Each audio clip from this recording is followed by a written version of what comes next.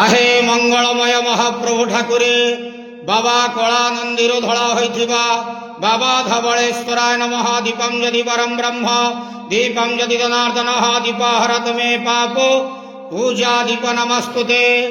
बाबा धवलेश्वराय नमः। संसार सुखी रखंतु। आज इंग्राजी नववर्ष 2025 मसीहा समस्त श्रद्धालु भक्त मानक पाई सुख शांति समृद्धिर वर्ष हेउ। समस्त श्रद्धालु भक्त मानकर शुभ मंगलमय वर्ष हेउ। समस्त भक्त मानकर कर्मक्षेत्र उन्नति करंतु। ग्रहरिष्ट मान खंडन करंतु।